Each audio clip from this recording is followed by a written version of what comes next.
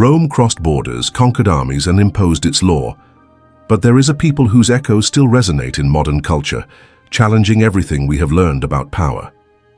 Today, the true story of the Celts finds its voice. Have you ever imagined how a culture could survive the devastating pressures of the greatest empire of antiquity? Here you will embark on a surprising journey that challenges the fear of not knowing our European roots and offers the opportunity to unravel a past as vibrant as it is mysterious. The feeling of historical loss disappears when we understand that behind every great military power, there are voices that insist on being heard. The Celts represent that echo through the centuries, and in this video, we will show how their strength, spirituality, and skill in working with iron shaped more than just weapons. They created a culture that even Roman wars could not completely annihilate. The weight of conquests may have created insecurity about how much of their essence really survived, but you will see that their heritage still vibrates intensely in today's customs. If the wound is the void of never having heard the complete version of the story, the cure is to embark with us on this chronological and absorbing narrative. Today you will connect with the legacy that crossed walls, survived persecutions, and reached familiar festive occasions such as Halloween. The final destination of this epic, a discovery that goes far beyond schoolbooks and goes straight to the heart of what it means to resist. The Celts emerged around 1200 BC in Central Europe, focusing on areas that today correspond to Austria and southern Germany. Many believe that their innate ability for iron metallurgy and ornament making was the first step to consolidating their striking presence, as the quality of their weapons generated envy among neighboring peoples. It feels like, from the beginning, strength and art walked hand in hand.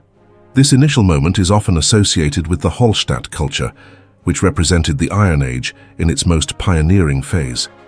At this stage, communities were organized into small villages, and the connection to the land-stimulated rituals that honored deities related to the cycles of nature. Many archaeological items from Hallstatt evidence that spirituality was as present as iron in their daily lives. Over time, they evolved into the famous Latène culture, recognized for its refined art, full of curves and hypnotic spirals. The hidas, jewelry, weapons, and ceramics from this time indicate a society expanding mentally, not just militarily. It's as if each ornament told a piece of history, reflecting the complexity and artistic sensitivity of these peoples.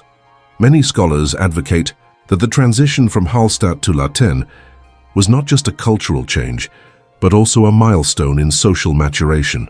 While crafting well-made blades, the Celts also forged a notion of collective identity that became increasingly strong. The landscape showed that, even without a centralized political unit, there was a common essence. Although they left no extensive written records, the Celts communicated information through orality and art. This allowed for the transmission of values, myths, and traditions across generations. In a way, each ornament and each iron sculpture became a living document, perpetuating beliefs and customs that would later spread throughout Europe.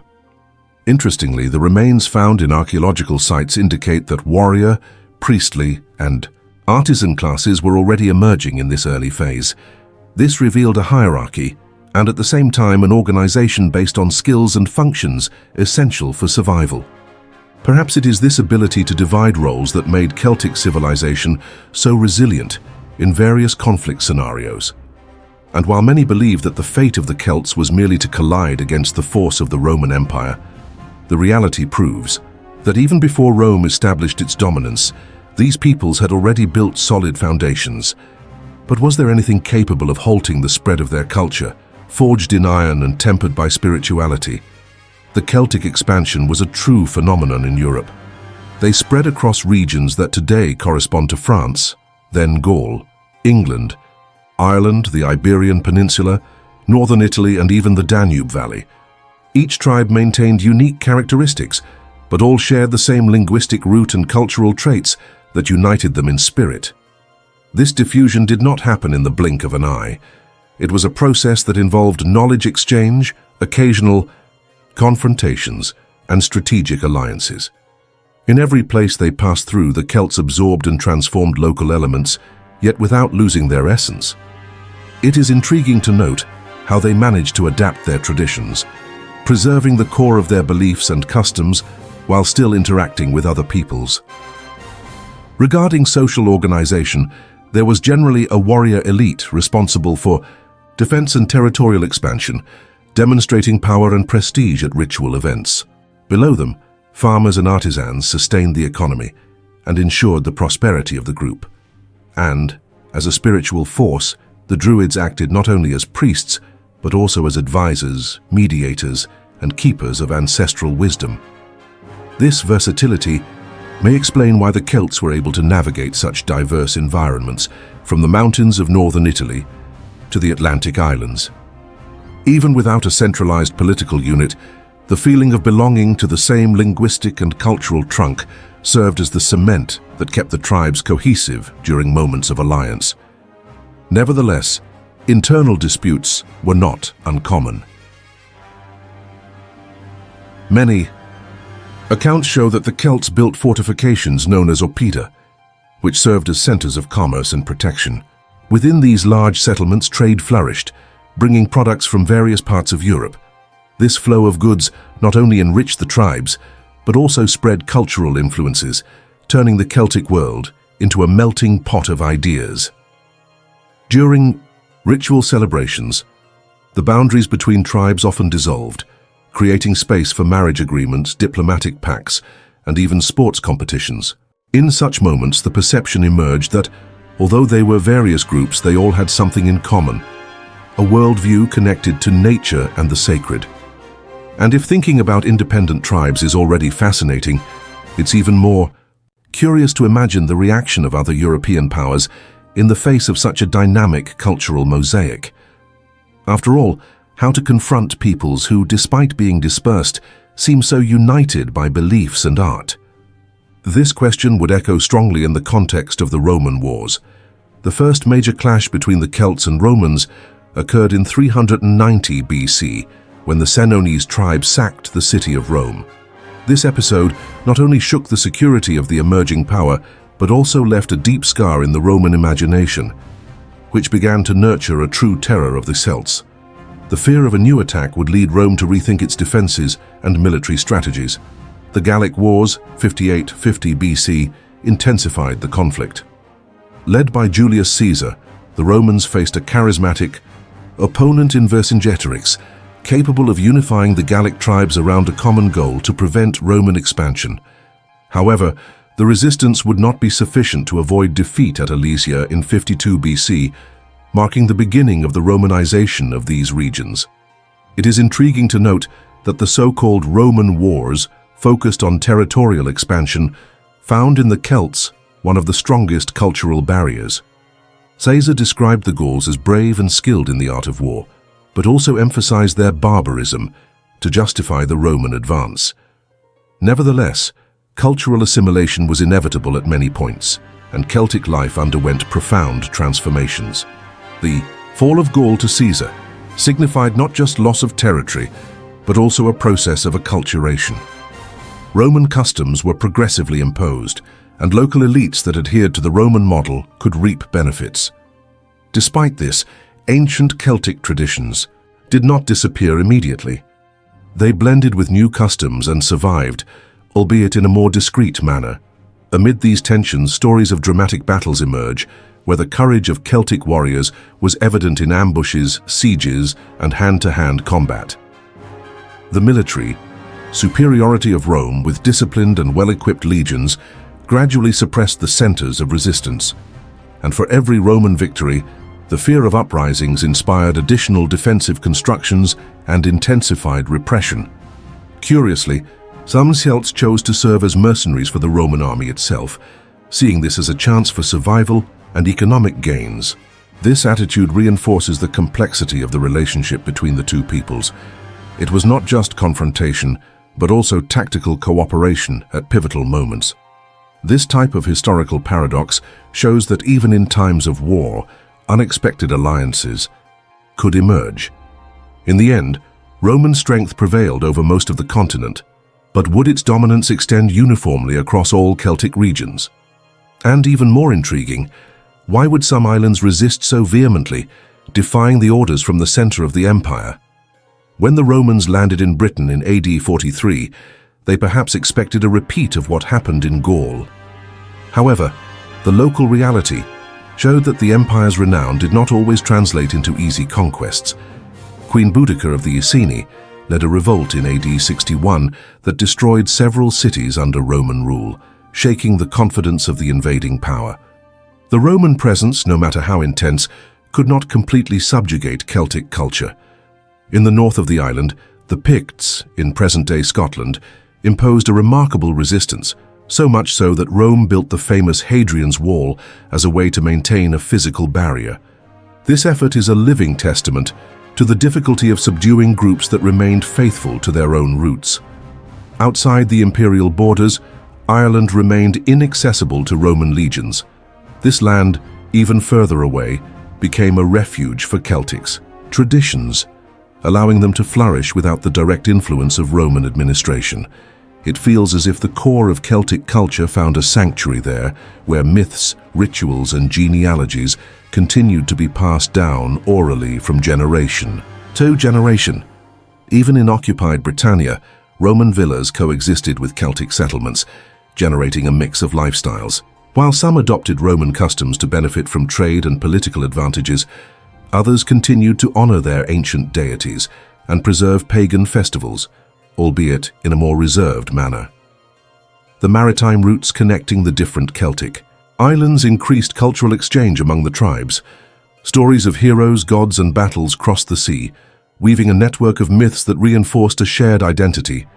This circulation of ideas reminds us that physical borders do not always hinder cultural exchange, especially when there is a sense of shared ancestry. The persistence of these Celtic traditions is evidenced in archaeological records and accounts, left by Roman historians intrigued by the stubbornness of certain groups in retaining ancient rituals. While in continental regions, Romanization advanced rapidly, in the islands the process was slower and in many areas never fully completed. Perhaps the greatest surprise is realizing that, even after decades of Roman dominance in parts of the islands, the Celtic flame did not extinguish. Was it the druidic faith, the tribal bonds, or the harshness of the climate that kept these peoples so rooted in their beliefs? After all, how far does the reach of an empire go when the identity of a people remains unbreakable? With the gradual decline of Rome's direct influence, Christianity began its expansion across the islands and the ancient Celtic territories. St. Patrick, for example, is often remembered for converting Ireland in the 5th century, incorporating many Celtic elements into Christian practices. It's as if two currents united, resulting in a Christianity with a regional flavor and particular symbols, such as the shamrock and the Celtic cross. This process of fusion was not always peaceful, but Celtic oral tradition proved to be incredibly adaptable. Many ancestral myths ended up being reconfigured into Christian narratives, and ancient deities were reinterpreted or associated with saints and martyrs. Although such incorporation might have displeased purists on both sides, it resulted in a rich mosaic of beliefs. Irish Christian monks played a crucial role in preserving Celtic legends and stories. In manuscripts like the famous Book of Kells, they compiled sacred texts and added richly adorned illuminations filled with motifs typical of Celtic art. Thus, even if the population ceased to worship ancient gods, the aesthetic trace and symbolic imagery remained alive. The establishment of monasteries in remote areas also functioned as centers of knowledge, where monks copied texts and maintained contact with other religious communities in Europe. This monastic network went beyond mere evangelization. It preserved and transmitted important fragments of the Celtic heritage, even if mingled with the new Christian context. It is interesting to note how Christianized Celts maintained a strong sense of collective identity. It was believed that the new faith was an additional layer, not a total destruction of their spiritual universe. In celebrations and pilgrimages, many pre-Christian elements persisted, albeit disguised or reinterpreted through biblical icons and symbols. This symbiosis drew the attention of medieval travelers and chroniclers, who found in the Christianized Celtic regions a cultural environment distinct from the rest of Western Europe. Such a wealth of rituals and images attracted curiosity, and in some cases even sparked suspicions of heresy. But the resilience of this combination demonstrated the Celtic power of adaptation, capable of surviving and blending with new religious models. Christianity, therefore, was not a definitive endpoint in Celtic history, but a new chapter that broadened its scope. It remains to be seen how this fusion would influence political developments and cultural exchanges in the following centuries, especially in the face of new waves of invasions that were yet to come. Starting in the 6th century, the ancient Celtic tribes faced new threats, such as invasions by Anglo-Saxons and Vikings. The political structure, already weakened after centuries of confrontation with Rome, could not withstand the pressure from these peoples who came by sea and land in search of conquest and plunder. Thus, many Celtic kingdoms succumbed or were pushed into more remote areas. Celtic culture, however, did not disappear at once. In regions where occupation was milder, customs still flourished, blending with practices of the invaders. This process of mutual acculturation created hybrid societies, where Celtic traits such as languages, music, and craftsmanship still stood out, though already under the influence of other styles and traditions. In the Iberian Peninsula, for example, much of the Celtic communities were absorbed by the historical flow of Romanization and later by Germanic peoples. In northern England and Scotland, contact with Anglo-Saxons and Scandinavians brought significant changes in tribal organization and cultural expression. In each locality, the Celtic mark persisted in peculiar ways. The mention of Celts as mercenaries in the Byzantine Empire indicates how this heritage spread, even far from its lands of origin. Those who ventured as soldiers in distant territories carried fragments of their culture, leaving traces that some scholars still attempt to trace. Today, it was no longer the profile of a single homogeneous civilization, but of a people in diaspora. In the absence of a strong central power, many surviving Celtic groups sought to protect their traditions through songs and tales passed down from generation to generation. In Brittany, France, the Breton language retained Celtic aspects, while in parts of Scotland and Wales, local languages continued to echo ancient roots.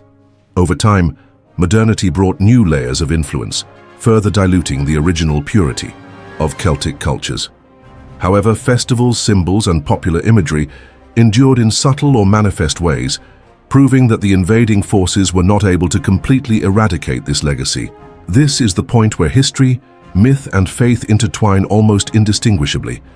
And so, even with the political decline, the question remains, is this the definitive end of the Celts, or is there still one last great breath of vitality, an element that would echo through the centuries, especially on such a symbolic date that still gathers millions of followers today? Samhain, celebrated on October 31st, symbolized the end of summer and the beginning of winter for the Celts. It was believed that during this time, the veil between the world of the living and the spiritual world became thinner, allowing contact with entities and ancestors. This mystical atmosphere generated both fascination and fear, as it was also seen as a period of greater vulnerability to supernatural forces. The bonfires lit on hills and strategic points served to protect and purify. People wore masks and costumes to confuse or scare away unwanted spirits, in an attempt to balance between the sacred and the profane. The communal experience was intense, marking a transition not only of the calendar, but also of the very perception of life and death. When Christianity consolidated, Samhain was adapted into All Saints' Day and All Souls' Day, receiving new layers of religious meaning. However, many original practices remained, which we now recognize as Halloween. The famous trick-or-treat echoes the ancient idea of negotiating with souls and offering something to avoid harm. Culturally, this legacy symbolizes the resilience of Celtic creativity. Despite persecutions and transformations, such an ancient ritual survived and gained popularity to the point of becoming one of the best-known festive dates in the world. It is fascinating to observe how a rural pagan tradition transformed into a global phenomenon without losing the mystery from which it originated. Today, many people do not even imagine that the Halloween celebration has Celtic roots, but every costume, every ghost story, and every lantern carved from pumpkins has its seed in remote times, in celebrations rich with myths and reverence for nature. This is the power of a culture that spans centuries and adapts to new scenarios. Even outside the context of Halloween, Celtic beliefs have marked music, literature, and folklore in various parts of the world. Traditional songs, dances, and legends keep alive the flame of a people who, although politically dispersed, never ceased to influence hearts and minds. And as we think about the Celtic heritage, we cannot help but admit, if even such an ancient ritual remains present today, what else from this culture might still be hidden beneath layers of history and official versions? Now that we know how the Celts resisted, reinvented themselves, and left deep marks in art, religion, and modern celebrations, it is worth reflecting. To what extent does history go beyond the battles that appear in books? Perhaps understanding the persistence of this culture inspires us to pay more attention to the voices that insist on not being silenced, even in the face of overwhelming forces. Throughout this journey, we have met heroes, warrior queens, druids, artisans, and the strength of a people who, despite Roman wars and countless invasions, found ways to perpetuate their legacy. How do you connect with this heritage that has traversed the centuries?